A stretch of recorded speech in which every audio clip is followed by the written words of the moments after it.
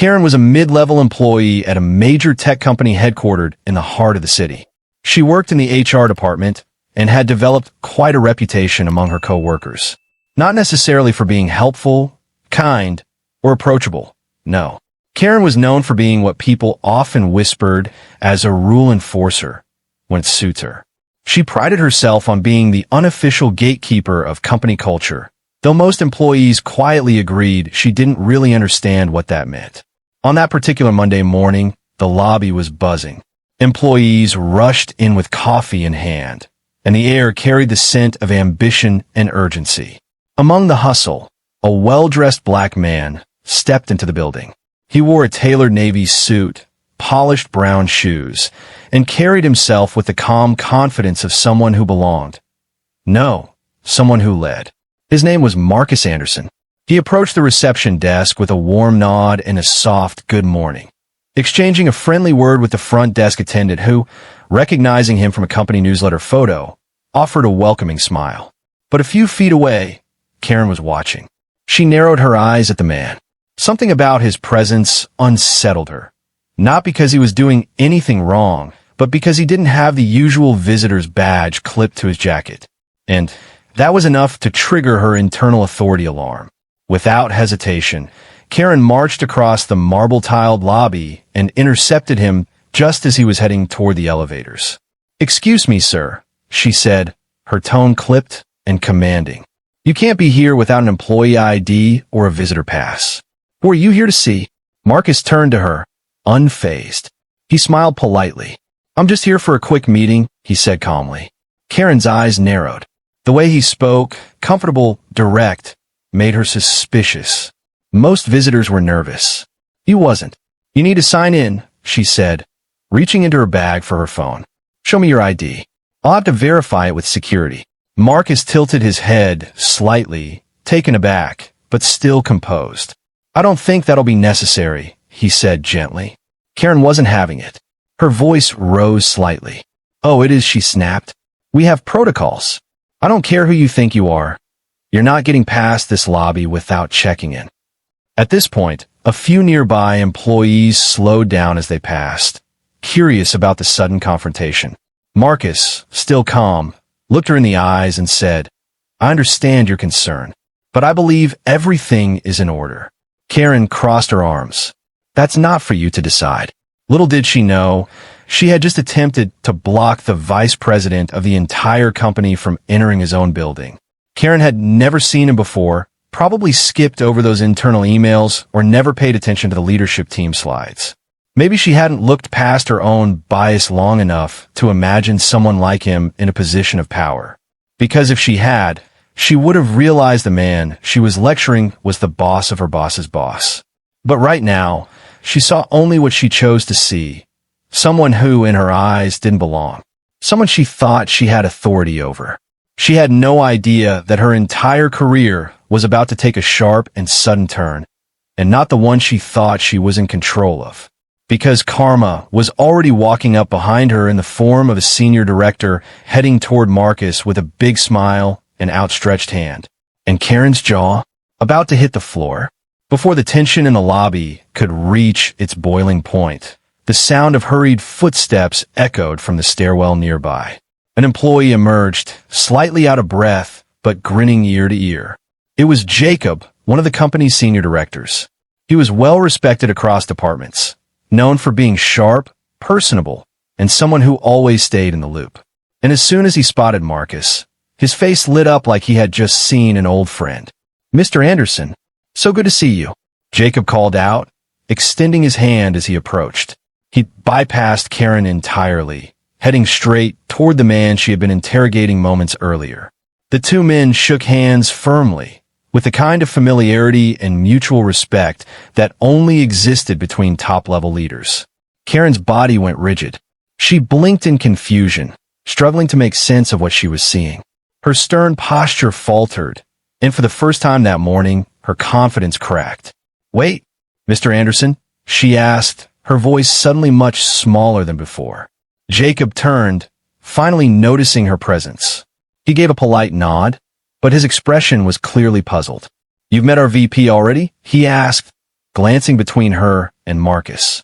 Karen's lips parted, but no words came out at first.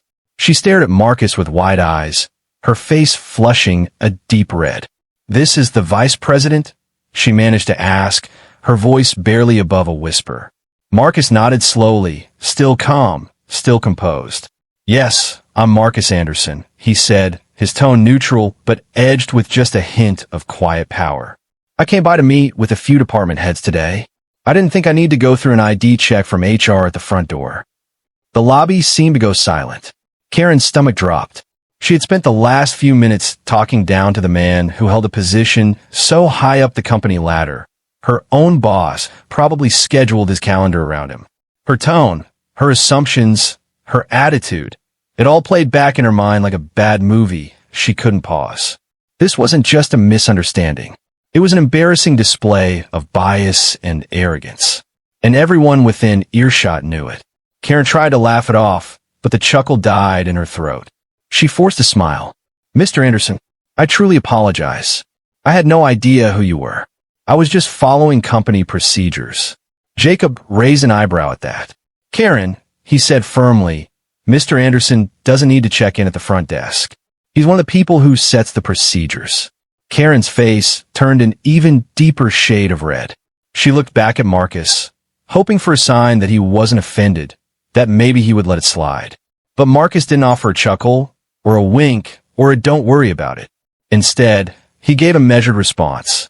"I appreciate the effort to enforce policy, but enforcing it selectively, especially based on how someone looks, isn't something we value here.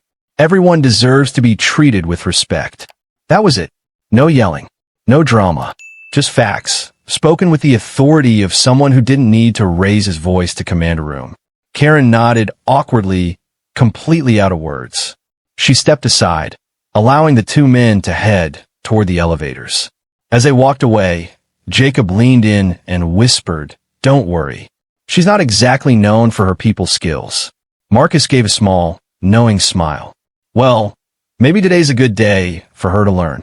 And with that, the elevator doors closed, leaving Karen standing in a lobby that suddenly felt much, much colder than before.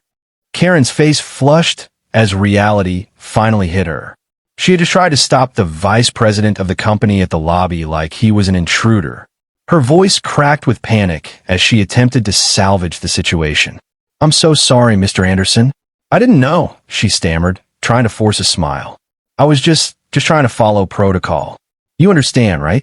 Her tone shifted from demanding to desperate in seconds. The authority she clung to moments ago dissolved instantly.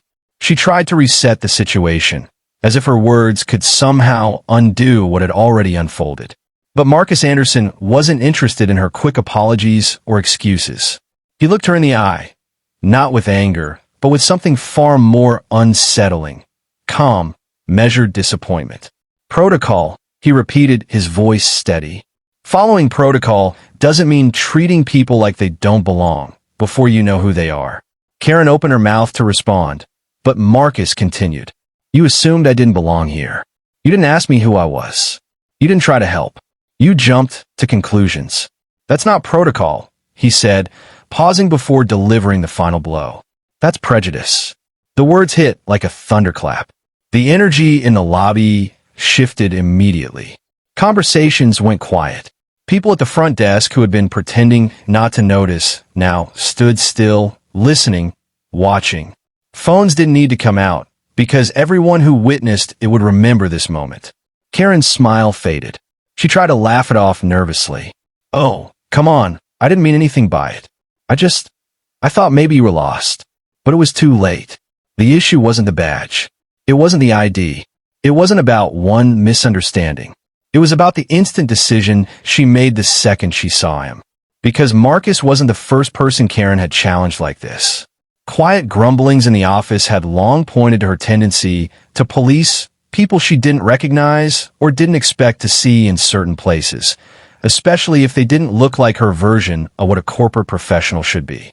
And now, she tried it with someone whose presence in the building outweighed even her manager's authority. Marcus didn't raise his voice. He didn't insult her. He didn't have to. He simply turned to Jacob and said, Let's head up. We've got meetings to start. As the two walked toward the elevator, Karen stood frozen in place, mouth tight, arms limp at her sides. The buzz of the lobby slowly returned, but the atmosphere had changed. Employees who had witnessed the exchange gave her sidelong glances, some filled with disbelief, others with a clear message. You messed up. Badly. It wasn't about a rule being broken. It was about respect, or the lack of it.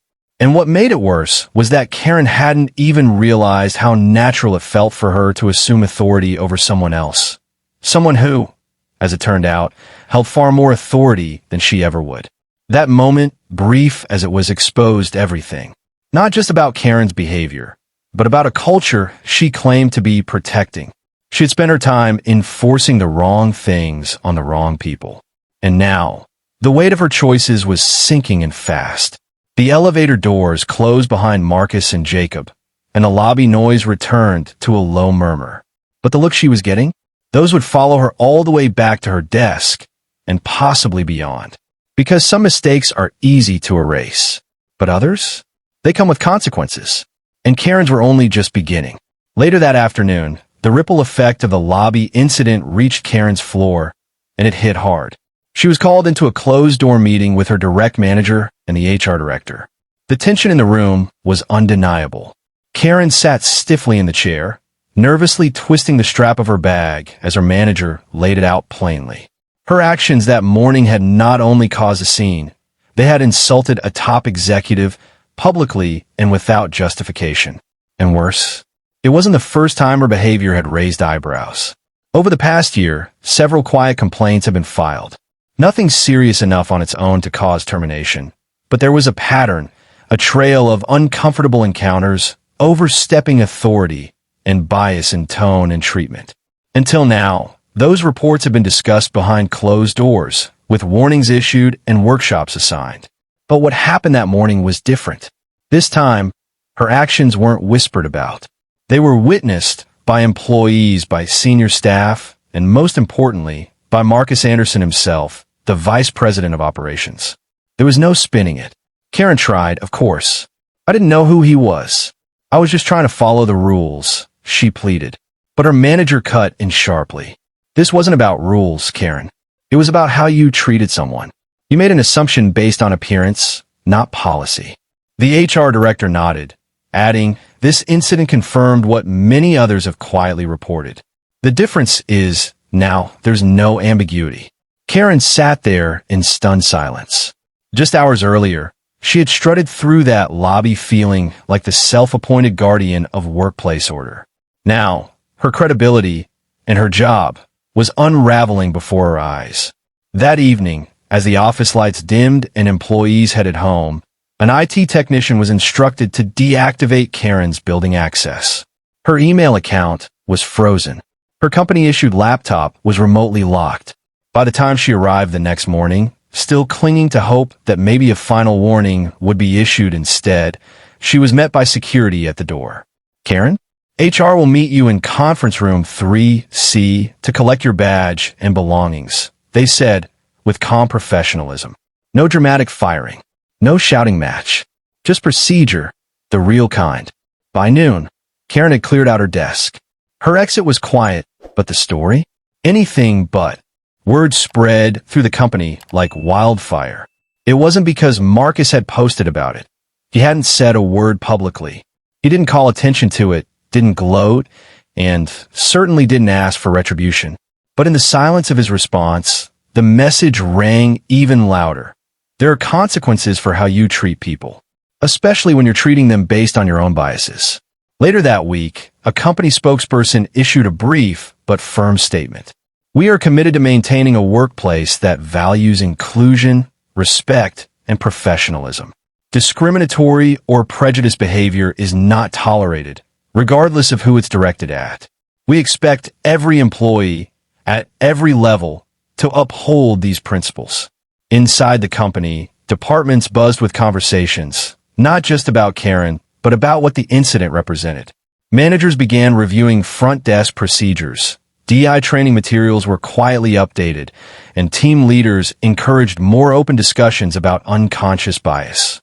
As for Marcus Anderson, He returned to business as usual.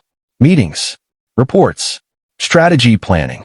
He didn't need to raise his voice to make a change. His calm, measured response had done more than any corporate training ever could. Because the real lesson wasn't in a policy manual. It happened in the lobby in real time when one person's assumptions collided with another's dignity. And in the end, it wasn't a scandal. It was a wake-up call. This story isn't just about a Karen getting fired. It's not simply a tale of workplace embarrassment or an overzealous employee caught in the act. It's a reflection of something far deeper and far more common. It's about how biases can blind us, even when we think we're just doing our job. It's about the snap judgments people make based on race, gender, status, or how someone looks the moment they walk into a room. It's about the silent expectations we place on others without even realizing it. Karen didn't stop Marcus Anderson because he was breaking rules. She stopped him because, in her mind, he didn't fit the image of someone who belonged in a position of power. He didn't wear the invisible badge she expected, despite being dressed more professionally than most executives. And yet, Marcus didn't explode. He didn't make a scene. He didn't raise his voice or try to humiliate her in return.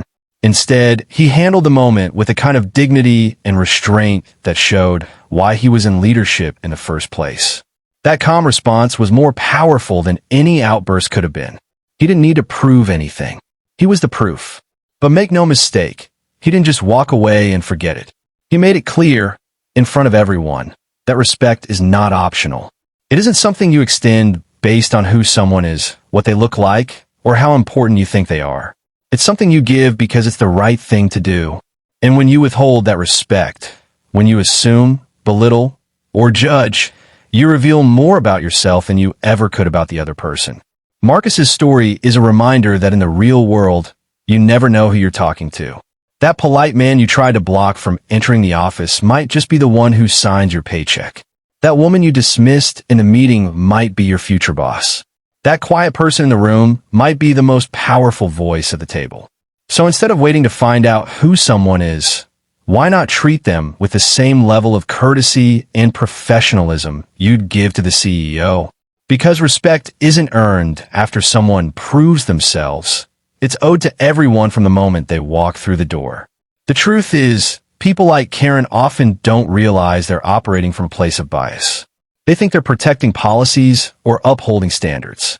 But the real danger comes when those standards only get enforced selectively, when judgment becomes instinct and empathy takes a back seat. This story also reveals something else.